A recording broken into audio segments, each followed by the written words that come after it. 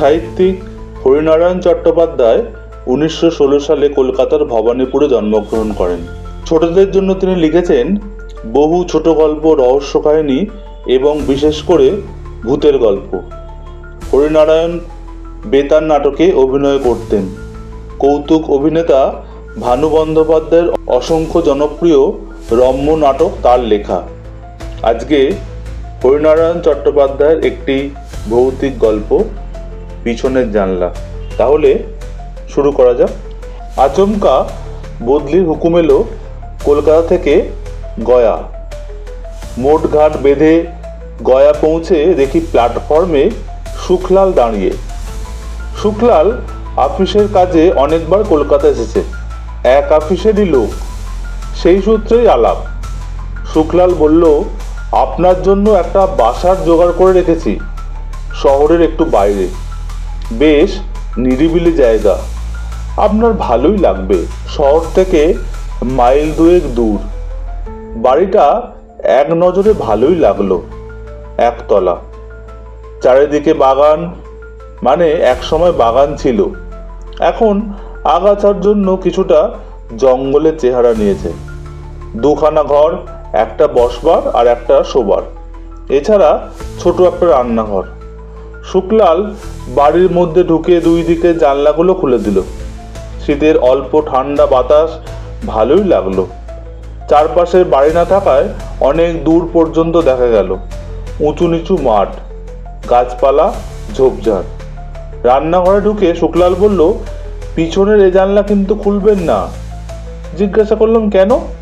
এদিক দিয়ে তো বাতাস আসবে না, কি দরকার খুলে?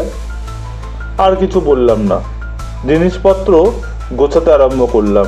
শুকলালই দুলারির মাকে জোগাড় করে দিল, রান্না বান্না থেকে ঝাঁট দেওয়া, কাপড় কাচা সব কিছুই করবে।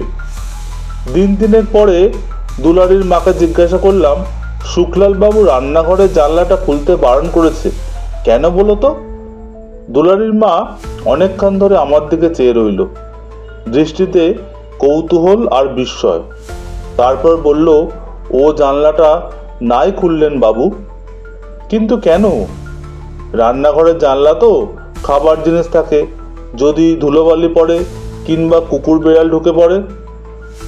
অবশ্য জানলার কোনো গারদ নেই, ছোটোখাটো জন্তু ঢুকে পড়াটা মোটেই বিচিত্র নয়। তবু আমার মনে হলো আসল কথাটা বোধহয় দুলারির মা কেন জানি চেপে যাচ্ছে। কি হতে পারে রান্নাঘরের জানলাটা খুললে? ছুটির দিন অনেক বেলা পর্যন্ত ঘুমালাম। ঘুম থেকে উঠে দেখলাম দুলারির মা টেবিলের ওপর চায়ের কাপ রেখে গেছে রোজকার মতো। চা খাওয়া হতেই দুলারির মা এসে দাঁড়ালো, বাবু দরজাটা বন্ধ করে দিন, বাজারে যাব। দরজা বন্ধ করে মুখ হাত ধুয়ে রান্নাঘরের চৌকাঠে গিয়ে দাঁড়ালাম। আর দাঁড়াবার সঙ্গে সঙ্গে চোখ গিয়ে পড়লো পিছনে সেই জানলাটার উপর। বাইরে এলোমেলো শীতের হাওয়া বইছে, বন্ধ জানলাটা সেই হাওয়ায় থরথর করে কাঁপছে। ঠিক মনে হলো যেন বলছে, আমাকে খুলে দাও, আমাকে খুলে দাও। খুলতে গিয়েও দাঁড়িয়ে পড়লাম।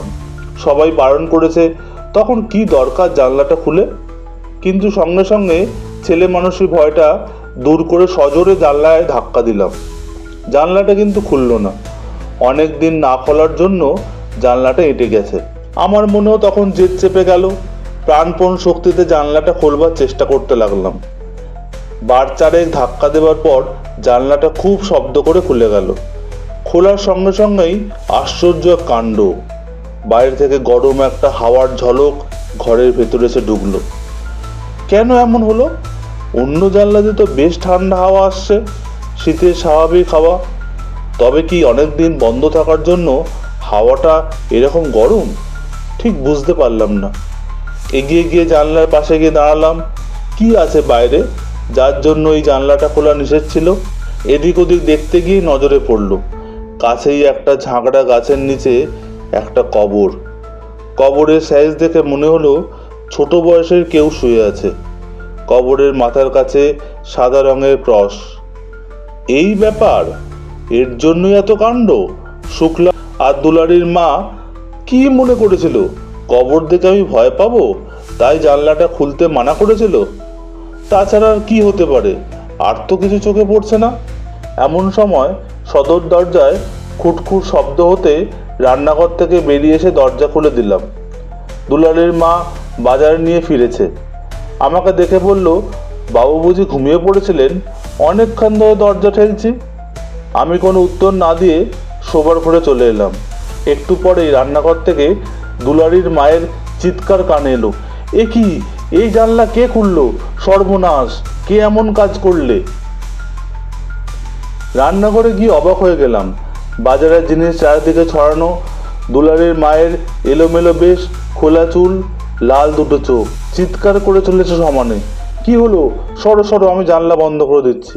এগিয়ে গিয়ে জানলাটা বন্ধ করে দেওয়ার চেষ্টা করলাম, প্রথমে এক হাত দিয়ে, তারপর দুই হাত দিয়ে, কিন্তু কিছুতেই জানলা বন্ধ করতে পারলাম না। মনে হলো জানলার পাল্লাটা যেন কাঠের নয়, নিরেট পাথরের তৈরি। এক চুল সরানো গেল না। ও আর বন্ধ হবে না, আমি ঠিক জানি বাবু, সর্বনাশ একটা হবেই। দুলালের মা হাউ মাউ করে চেঁচিয়ে উঠল। সজোরে তাকে একটা ধমক দিয়ে বললাম, আহ, কি হচ্ছে কি, চুপ করো। জানলার কবজাটা শক্ত হয়ে গিয়েছে, কাল মিস্ত্রি ডেকে ঠিক করে নিলেই হবে। সেই রাত্রেই আমার খাবার ঢাকা দিয়ে দুলালের মা রোজকার মতো চলে গেছে। আমি বাইরের ঘরে বসে অফিসের কাজ করছিলাম। ঘড়ির দিকে নজর পড়তেই উঠে পড়লাম, খাবার সময় হয়ে গেছে। রান্নাঘরের কাছে গিয়ে থমকে দাঁড়ালাম।